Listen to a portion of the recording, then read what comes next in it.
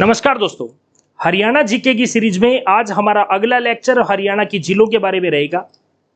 हमने इस लेक्चर में मुख्य उन बातों को इंक्लूड किया है जो एग्जाम में पूछी जाती है, जैसे कि लगभग क्वेश्चन इस तरीके का आता है कि कौन से जिले के अंदर पाई जाती है ये वाली झील, या कुछ जिलों की खास बात पूछ लेते हैं, कौन सी प्रकृति है सबसे बड़ी, कौन सी है, या कृत्रिम कौन सी है सबसे बड़ी, कौन सी है, या कोई खास बात किसी की एरिया हो गया किसी का, कौन सी किसी चीज के लिए प्रसिद्ध है, कौन पुराणों में है। तो इस चीजें से कुछ आपके क्वेश्चन बनते हैं, मैं सभी चीजों को इंक्लूड कर देता हूं इस लेक्चर के अंदर। तो आज का मैं लेक्चर शुरू करता हूं हरियाणा की झीलों के बारे में। देखिए यहां मैंने क्या किया है, यहां चीजों को डिस्ट्रिक्ट लिख दिया है मैंने। इस डिस्ट्रिक्ट में कौन कौन सी झील है पाई जा रही है वो देखिए। तो इंपॉर्टेंट बात, इस चीज को याद करने के लिए ऐसा लिखा गया है कि आप क्या कीजिए, एक साइड से चलिए और बाहर बाहर के जितने डिस्ट्रिक्ट है पहले कवर करते चले जाइए, तो आपको डिस्ट्रिक्ट वाइज उसको याद हो जाएगा। तो ये माइंड में सेट हो जाएगा कि कौन सी कहां पाई जाएगी। और हर एक को मैं कोशिश भी करूंगा कि अपना अपना वैसे याद करने का तरीका होता है, मैं मेरे तरीके से कुछ भी वे अगर मेरा बनता है तो आपको बता देता हूं, हो सकता है आपके लिए हेल्पफुल होगा। तो जैसे मान लीजिए मैं सबसे पहले चंडीगढ़ की बात करता हूं।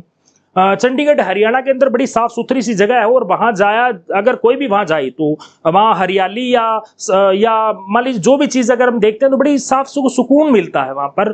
तो आप उसको यूं याद कर सकते हो, चंडीगढ़ में सुख मिलता है जाने से। तो वहां पर एक ही झील है, मात्र एक ही झील है, देखिए वो भी कौन सी है, सुखना। वहां कौन सी झील पाई जाती है, देखिए चंडीगढ़ की बात करते हैं, चंडीगढ़ में कौन सी है, सुखना झील है। कौन सी है, सुखना झील है वहां पर। तो इसके बारे में थोड़ी सी चर्चा कर लेते हैं। तो झील कौन सी है, मुख्य सुखना झील। मैंने कहा एक ही है, मात्र एक ही है जब, तो सुखना झील के बारे में हम पढ़ लेते हैं पहले। सुखना झील जो है वो मात्र ही क्या है, 3 किलोमीटर स्क्वायर के अंदर फैली हुई है। कितने, सिर्फ 3 किलोमीटर स्क्वायर के अंदर ये झील फैली हुई है। और कब इसको बनाया गया था, 1958 के अंदर इसको बनाया गया था। और आज ये चंडीगढ़ का मुख्य पर्यटन स्थल है, वहां लोग पर्यटन के लिए, घूमने के लिए वहां लोग जाते हैं। तो हमने पहली बात किसकी की, चंडीगढ़ की। और चंडीगढ़ में कौन सी झील है, सुखना झील है। अब मैं दूसरी झील की बात करता हूं, देखिए वो है कौन से डिस्ट्रिक्ट की बात कर रहा हूं मैं, पंचकुला की बात करता हूं। पंचकुला की बात करता हूं तो देखिए हमारी बॉडी के अंदर सबसे ऊपर कौन है, सबसे ऊपर है हमारा सिर या हमारा माथा। तो क्या होता है, माथे पर ही क्या किया जाता है, टिक्का किया जाता है या तिलक किया जाता है। इसको इस तरीके से याद रखिए, सबसे ऊपर कौन है, टिक्का है। या लेडीज भी है वो क्या है, मांग टिक्का जो है वो पहनती है, सबसे ऊपर हेड के ऊपर पहनती है। तो ऐसे ही हमारे हरियाणा के अंदर, ये हमारा हरियाणा, सबसे ऊपर का डिस्ट्रिक्ट अगर कौन है, ये देख लीजिए आप, सबसे ऊपर कौन है, सबसे ऊपर है पंचकुला है। तो पंचकुला के अंदर कौन सी झील होगी, पंचकुला में होगी टिक्कर ताल। तो टिक्के से याद कर लीजिए कौन सी, टिक्कर ताल। ये झील कहां है, ये पंचकुला के अंदर है, देख लीजिए। तो पंचकुला के अंदर मैंने आपको बताया कौन सी झील है। देखिए वक्त जो दिया जाता है ये दिमाग के अंदर, अगर आप एक चीज को, अगर मैं 2 भी बार लिख रहा हूं तो एक तरीके से वो रिवीजन होती है। माइंड को सेट होने में जितना वक्त लगता है, मान लीजिए उतना जब याद करने के लिए हमें जितना वक्त देना होता है वो हम दे रहे होते हैं, एक से ज्यादा बार बोल के उसको। तो देखिए तो कौन सी है, टिक्कर ताल झील। इसको याद किससे कर सकते हो, जैसे मैंने अभी आपको बताया, सबसे ऊपर वाला हिस्सा कौन है, माथा है या सिर है, उसके ऊपर क्या किया जाता है, टिक्का किया जाता है। तो उसको मैंने क्या कह दिया, टिक्कर ताल झील। इसकी क्या खास बात है, इसकी खास बात है ये कौशल्या बांध पर बनी हुई है। ये क्या है, कौशल्या बांध पर है। तो देखिए तो टिक्कर ताल झील जो है वो कौशल्या बांध बना के वहां बनाई गई है। उसके बाद देखिए हम बात करते हैं किसकी, उसके बाद करते हैं बात अंबाला की। अंबाला के अंदर देखिए 3 झील है। पहले अब अंबाला की बात करते हैं। अंबाला में कितनी है, 3 है। इसकी चर्चा कर लेते हैं। देखिए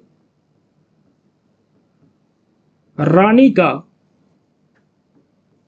तालाब, एक क्या है, रानी का तालाब। दूसरी कौन सा है, लाभू का तालाब, लाभू का तालाब। और तीसरा है नवरंग राय सरोवर। तो ये है, देख लीजिए ये 3 है, इसको याद कर लीजिए। मुख्य नहीं है, फिर भी मैंने आपको अंबाला में जो जो थे वो सारे बता दिए। कौन सा? रानी का तालाब। देखिए अंबाला जो है, अंबा मैया से याद कर लीजिए, अंबा मैया भी एक स्त्री है, तो रानी जो है वो एक है, उसका तालाब। अगर तालाब बना तो बड़ा लाभ होता है, तो इसलिए लाबू का तालाब। और वो बनाया किसने था? नए नए रंग देखकर किसने बनाया था? नवरंग राय ने क्या किया था? ये तालाब बनाया था। ये इसको इस तरीके से याद कर लीजिए। तो अंबाला के अंदर कौन कौन से हैं? अंबाला के अंदर है रानी का तालाब, लाबू का तालाब और एक नवरंग राय सरोवर। अब हम बात किसकी करते हैं? यमुना नगर की। देख लीजिए आगे कौन आ गया हमारे पास? यमुना नगर आ गया। ये देख लीजिए यमुना नगर के अंदर कौन है? यमुना नगर के अंदर हथनी कुंड, हथनी कुंड झील। तो यमुना नगर में कौन है? यमुना नगर में है हथनी कुंड झील है। देख लीजिए, तो यमुना नगर में हमारे पास कौन हो गया? यमुना नगर में हमारे पास हो गया हथनी कुंड झील।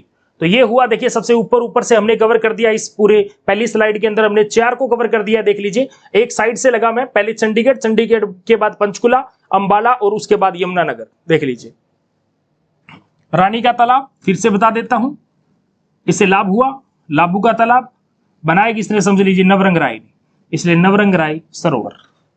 इन तीनों को याद कर लीजिए। तो ये हुए हमारे पास कौन से? 4 डिस्ट्रिक्ट की झीलों के बारे में। और आगे मैं बात करता हूं। देखिए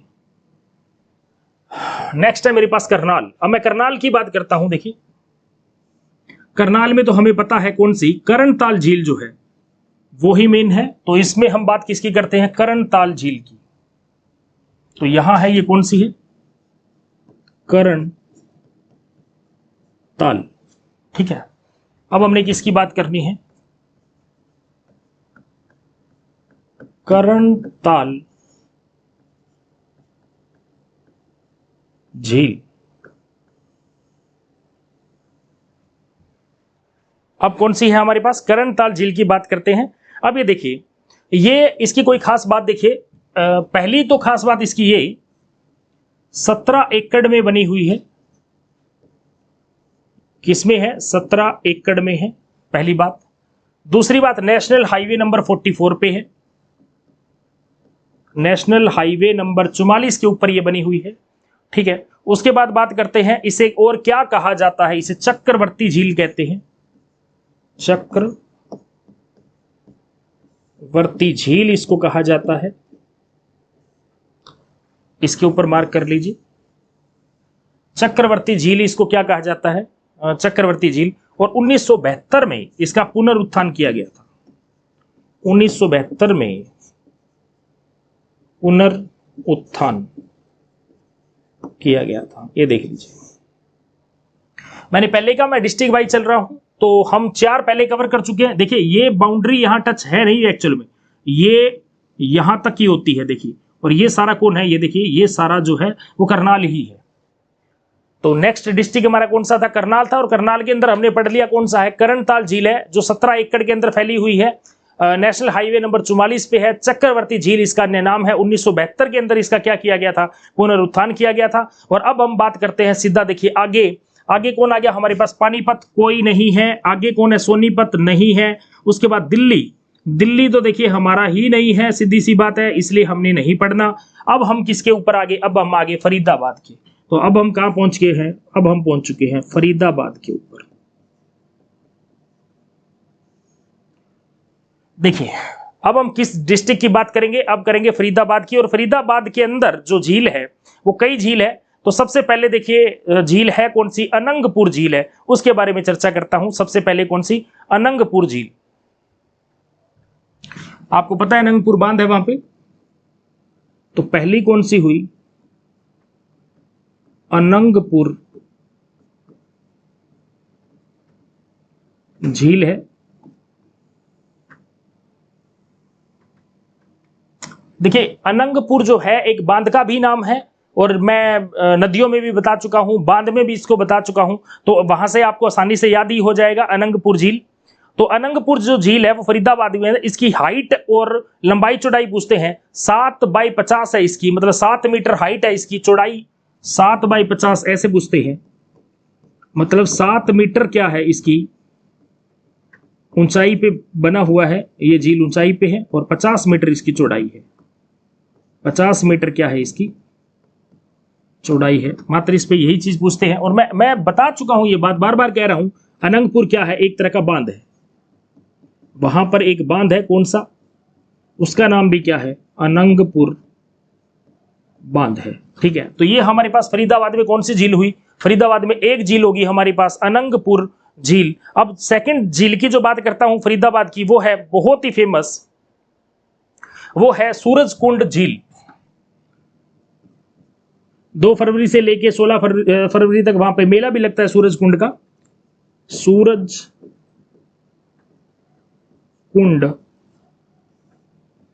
झील, इसके बारे में चर्चा कर लेते हैं। देखिए,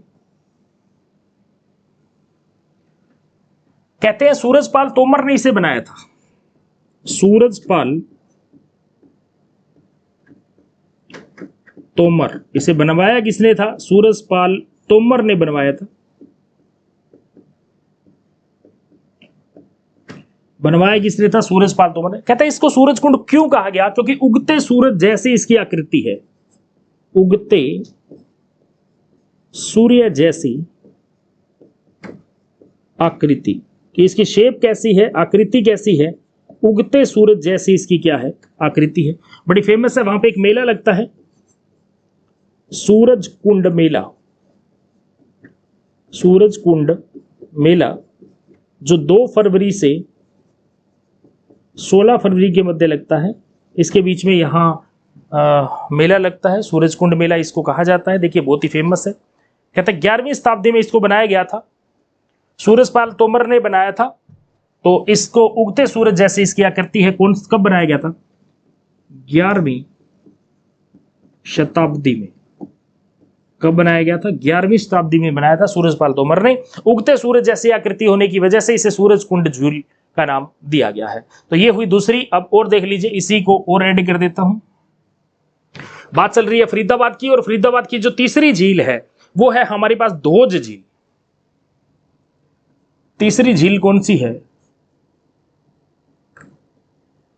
धोज झील। इसका भी क्वेश्चन आता है। देखिए,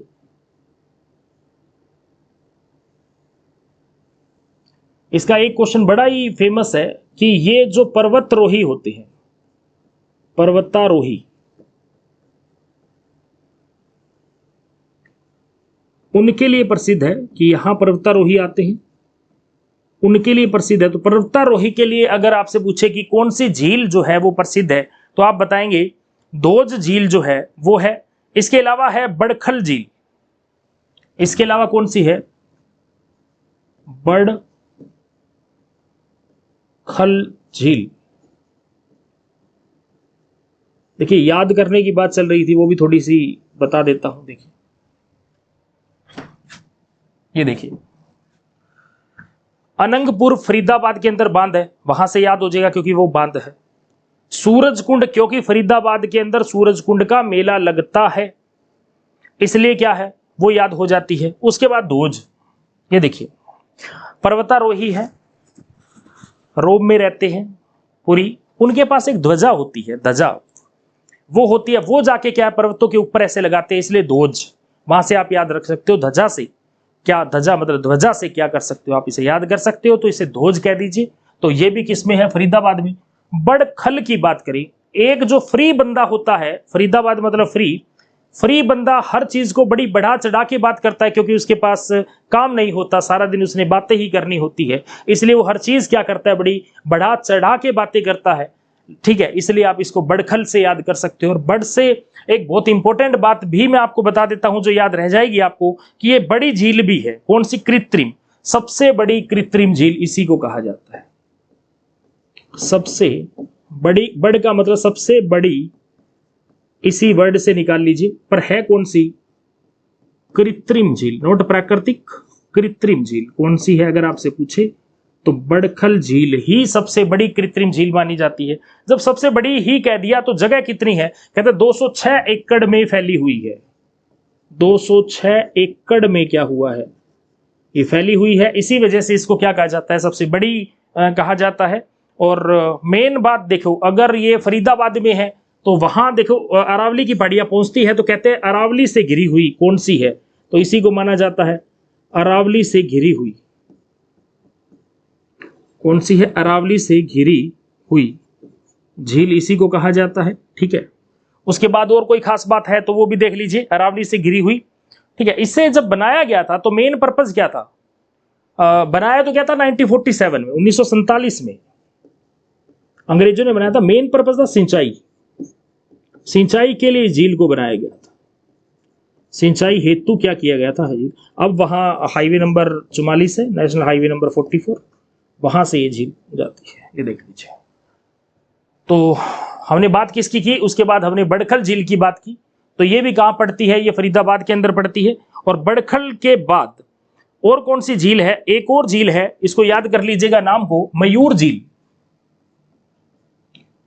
मयूर झील, मयूर मोर को कहते हैं, देखिए मयूर झील। आप इसको याद करना हो तो सूरज कुंड मेले में जाके मन जो है नाचने लग जाता है मोर की तरह, इसलिए आप, क्योंकि वहां भिन्न भिन्न तरह की आपको वैरायटी देखने को मिलती है। और वो एक ऐसी जगह होती है जहां हमारा देश जो है किसी और देश के साथ भी शेयर कर रहा होता है यही हमारी सारी चीजें।